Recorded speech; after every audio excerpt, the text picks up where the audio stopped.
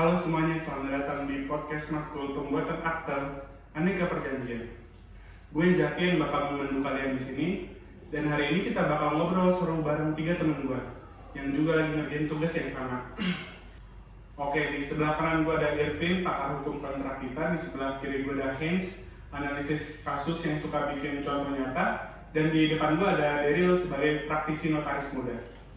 Sebelum masuk ke detail, Irvin, boleh nggak sih kayak kasih kita gambaran dulu kenapa sih perjanjian atau akte itu harus dibuat sama notaris gitu?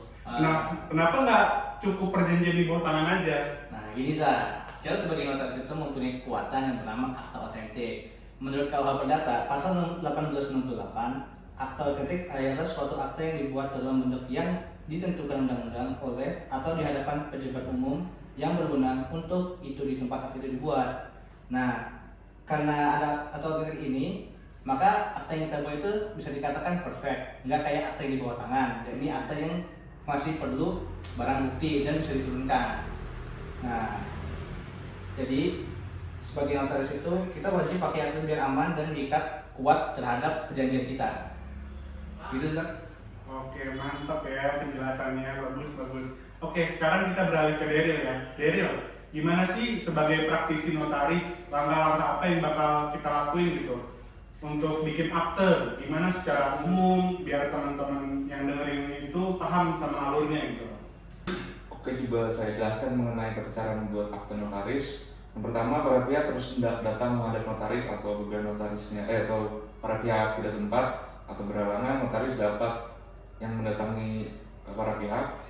Kemudian notaris mengecek identitas dari para pihak seperti KTP, NPWP, atau surat kuasa apabila para pihak tersebut menguasakan kepada orang lain. Kemudian notaris menjelaskan akta apa yang ingin dibuat dan menjelaskan isi dari akta tersebut, berisi tentang apa saja. Kemudian notaris mendrafting akta tersebut, menuliskan akta tersebut. Setelah akta tersebut selesai dan para pihak setuju terhadap isi akta tersebut, notaris membacakan dan menjelaskan akta tersebut di hadapan para pihak dan ditambah dengan 2 orang saksi. Kemudian setelah selesai dijelaskan dan dibacakan, para pihak, saksi dan notaris menandatangani akta tersebut. Setelah ditandatangani, akta tersebut harus diberikan nomor dari notaris. Setelah diberikan nomor, baru akta tersebut dapat diberikan salinannya kepada para pihak dan atau para pihak yang membutuhkan. Nah, minuta atau asli akta dari perjanjian tersebut disimpan di kantor notaris sebagai arsip negara. Begitu tahapannya. Wah, detail banget ya penjelasan dari Daryl. Oke, sekarang kita beralih ke Hens ya. Tolong dong kasih contoh nyata, misalnya akte pengikatan jual beli tanah, gimana sih ceritanya gitu?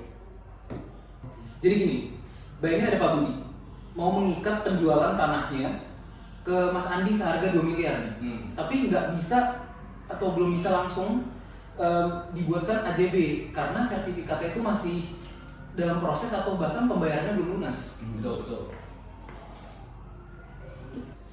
Nah, mereka ini datang ke notaris untuk membuat APJB atau akte pengikatan jual beli kan.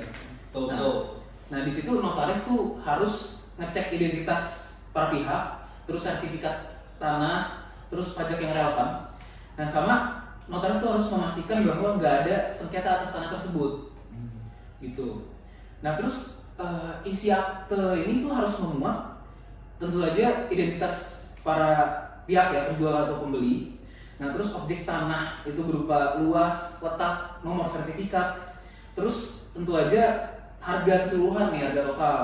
Itu nah kalau misalnya ada uang muka itu juga harus ada dalam isi akte. Terus cara atau jadwal pelunasan gitu kan. Lalu jangka waktu, ya kan, maksudnya sebelum nanti dibuatkan AJB-nya itu di PPAT itu wajib ada jangka waktu terlebih dahulu. Benar.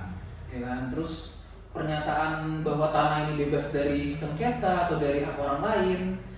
Terus ada klausula prestasi. Iya, jadi harus nanti ada sanksinya kalau terjadi uang prestasi. Nah, terus setelah akte itu dibacakan, tentu aja ditandatangani para pihak, saksi dan notaris tersebut. Terus selesai akte itu. Sabar. Itu dari ya. Namun sebenarnya tinggal satu kali masuk ya. Oke. Nah, akte ini yang nanti jadi bukti kuat pengikatan tersebut. Jadi kalau misalnya ada masalah itu bakal lebih mudah lah di pengadilan nantinya. Betul Mas Hai, baik sekali. Ya, pengikatan jual beli ini sifatnya tuh perjanjian pendahuluan, terus dikatakan sebagai pra perjanjian. Kalau nggak dibuat akta notaris, kelihatannya itu lebih lemah dan di bawah akta lah. Jangan dibantah atau banyak yang pilih bentuk otentik biar aman sebelum lanjut KJB. Oke, selain akte pengikatan jual beli, ada nggak sih contoh perjanjian lain gitu loh yang wajib akte?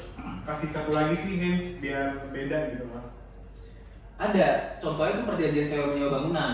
Nah, biasa perjanjian sewa menyewa ini jangka panjang kan, biasa jangka waktu itu 1 tahun. Atau ada juga tuh perjanjian pinjam meminjam uang dengan jaminan. Tuh.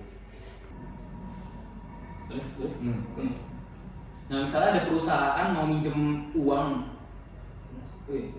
Nah, misalnya ada perusahaan mau minjem uang 5 miliar nih ke bank. Nah, notaris tuh harus bikinin akte buat pengakuan hutang dan akte jaminan fidusia atau hipotek. Soalnya kalau cuma di bawah tangan, itu bank jadi susah eksekusi kalau misalnya ada debitur macet. Gitu.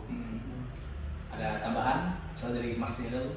Boleh, saya mau nambahin sedikit supaya akta perjanjian yang lain atau akta pengikatan jual beli supaya tetap sah. Yang pertama harus diperhatikan adalah akta tersebut yang pasti harus dibuat notaris, kemudian para saksi harus lengkap, minimal 2 orang saksi, kemudian saksi tersebut juga catat, bukan saksi saja tapi para pihak juga harus catat, kemudian objek dari perjanjian tersebut harus jelas, misalnya apabila objeknya tanah harus ada nomor sertifikat, lokasi dan sebagainya.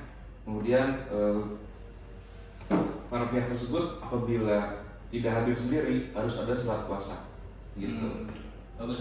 Ya, itu kita harus ingat bahwa prinsip fakta sunt servanda, yaitu perjanjian diikat seperti undang-undang. Makanya akta notaris jadi senjata yang paling kuat dalam pengadilan, termasuk untuk pengikatan jual beli yang nanti dilanjut kepada HJB.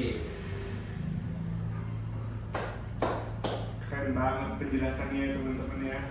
Jadi pada intinya itu yang pertama pahami jenis dulu perjanjiannya itu apa. Contohnya pengikatan jual beli, sewa, menyewa, pinjam minjam atau yang lain. Yang kedua pastikan syarat sah perjanjian itu sesuai dengan pasal 1320 KUH Perdata sudah terpenuhi ya. Yang ketiga itu kita tuh harus ikutin prosedur pembuatan akte sesuai dengan Undang-Undang Jabatan Notaris. Kalau enggak, ya akte tersebut tidak sah. Gitu. Sebelum closing, ada nggak sih pesan terakhir dari masing-masing teman-teman yang udah hadir gitu? Boleh silakan. Daryl dulu, boleh. Dimulai dari saya dulu. Yang pasti pesannya dalam pembuatan akte harus ada pengecekan, double checking, jangan berburu-buru, khususnya apabila menyangkut objek tanah harus dicek dulu sertifikat tanahnya dan validasi pajak-pajak. Baik, nah dari saya sendiri itu hukum jangan dihapus saja, harus dipahami filosofinya. Akte itu harus perlindungan bagi semua pihak, terutama di perjanjian pendahuluan kayak pengikatan jual beli. Dan yang paling penting tuh latihan, bikin contoh akte sendiri. Nah dari situ tuh bakal baru kalian paham betul bedanya pengikatan sama perjanjian pokok. Oke, baik. Terima kasih banyak ya buat Daryl, Kevin, Haynes. Buat kalian yang dengerin, semoga podcast ini membantu tugas kalian juga ya. Sekian dari kami gitu. Sampai jumpa.